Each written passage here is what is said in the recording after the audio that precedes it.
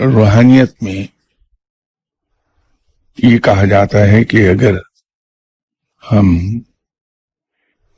مدد کی درخواست کریں اپنے مرشد سے اس طرح تصور کر کے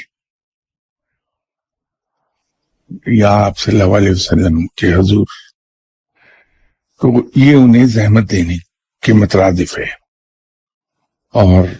اپنے مرشد کو اور خاص طور پہ آپ صلی اللہ علیہ وسلم جو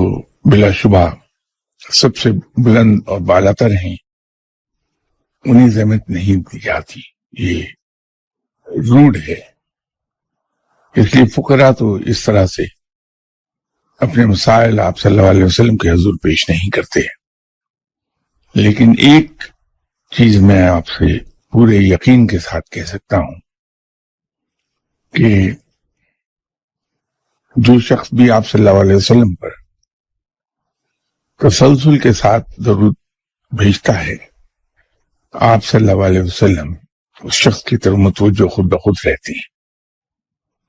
اور جیسے کہ آپ جانتے ہیں کہ آپ صلی اللہ علیہ وسلم رحمت اللہ عالمین ہیں، اور آپ صلی اللہ علیہ وسلم کے در پر سوال رحمت کی اور کوئی کسی کے لیے کچھ سختی نہیں، صرف رحمتیں ہی رحمتیں ہیں۔ تو وہاں سے خود ہی عنایات ہو جاتی ہیں انسان پر۔ یہ میں پورے یقین سے آپ سے کہہ رہا ہوں، اس میں قطعی طور پر کوئی ہچکچاہٹ نہیں ہے مجھے یہ بات کہنے میں کہ ایسا ہوتا ہے۔